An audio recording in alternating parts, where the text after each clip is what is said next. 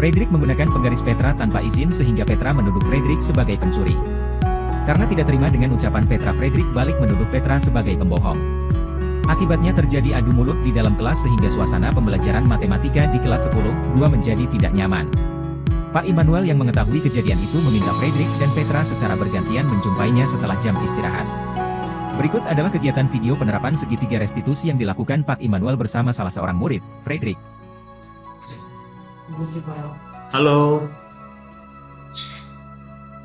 Duduk, Nak. Ya, Selamat siang, Fredrik. siang. Bagaimana kabarmu hari ini? Apa yang terjadi tadi di kelas, Nak? Jadi Pak, aku tadi kesal karena saya dituduh sama Petra kalau aku mencuri penggaris Petra. Jadi saya spontan marah dan membilang kalau si Petra itu pembohong depan kelas. Oh, begitu. Yah, pasti kamu marah dan kesal karena disebut pencuri, bukan? Bapak juga akan marah apabila ada yang menuduh Bapak seperti itu. Jadi, waktu itu kamu melakukan apa? Saya Pak, seperti yang saya bilang tadi, saya langsung bilang kalau Petra itu pencuri, dan karena hal tersebut kami berdua hampir berkelahi. Oh, begitu.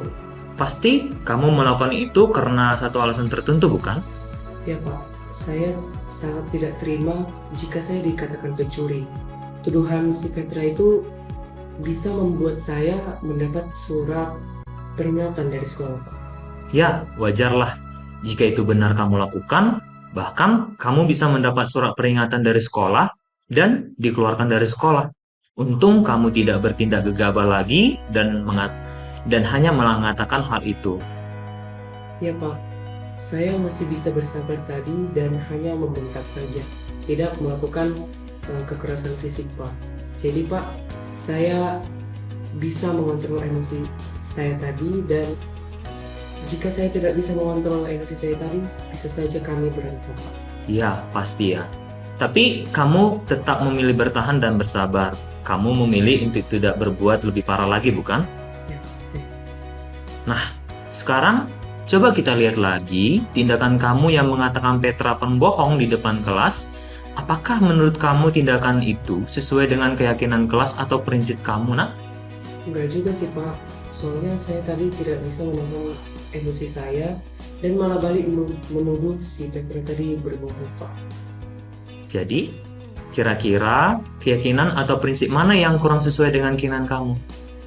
Ya Pak, sebenarnya saya sangat suka jika saya menghargai orang. Tapi mungkin saat itu saya sedang tidak bisa mengontrol emosi saya, Pak. Jadi saya tidak bisa menunjukkan sikap tersebut.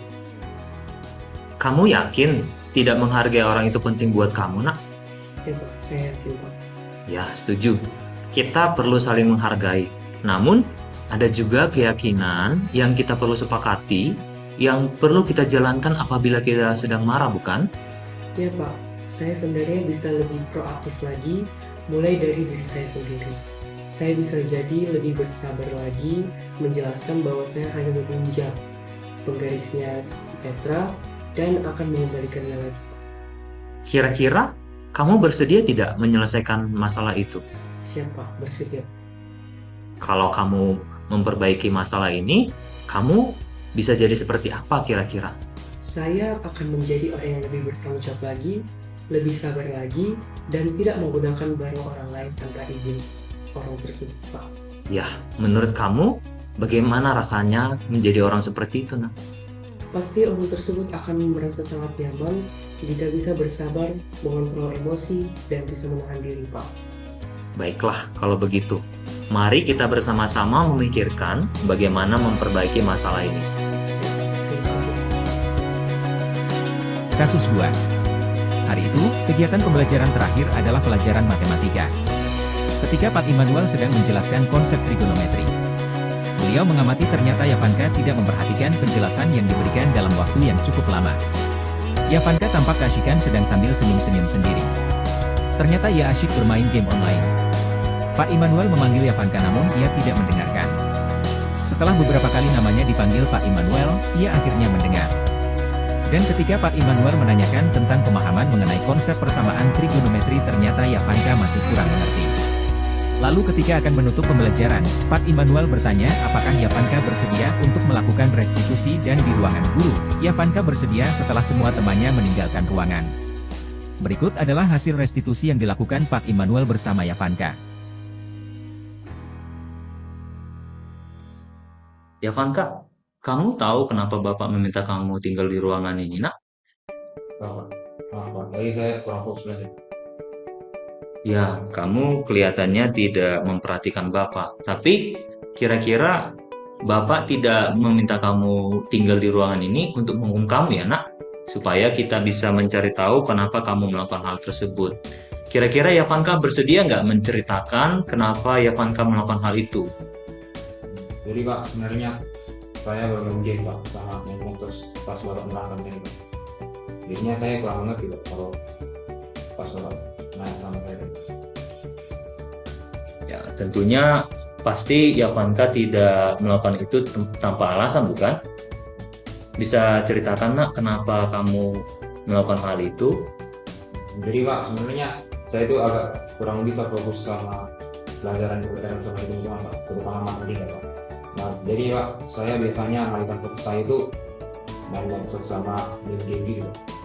Ya, benar memang kalau kita sedang belajar, kita sering sulit untuk fokus dan tahan selama pembelajaran, kan? Sehingga kita ingin melakukan refreshing. Tapi menurut Yavanka, kira-kira apa akibat dari yang Yavanka lakukan tadi? Pas Bapak dari naik sama saya Pak, jadi saya nggak tahu Pak. Jadi saya juga ketinggalan pada pelajaran. Baguslah kalau kamu sudah sadar dengan apa yang kamu rasakan. Kira-kira, nak, berikutnya apa yang bisa Yavanka lakukan supaya terhindar dari kesalahan tidak melakukan hal itu lagi? Nanti Pak, saya berusaha buat lebih fokus lagi Pak. Dan nanti saya biar bisa lebih berusaha berfokus dan tidak mudah hilang konsentrasi Pak. Saya juga nanti harus mencatat beberapa poin penting yang Bapak jelaskan Pak. Kalau nggak nanti saya nanti. Ya, baguslah kalau kamu sudah memahami apa yang harus dilakukan. Benar sekali ya, nak. Kalau kita tidak fokus dalam pembelajaran, kita yang akan ketinggalan sehingga akan kesulitan untuk mengikuti pada pertemuan berikutnya. Tapi, kalau kamu sudah yakin untuk berubah, Bapak harap kamu bisa melakukan hal tersebut ya, nak. Baiklah, kalau begitu Yavanka, kalau Yavanka mau langsung pulang, boleh pulang ya, nak. Terima kasih Pak. Terima kasih Yavanka.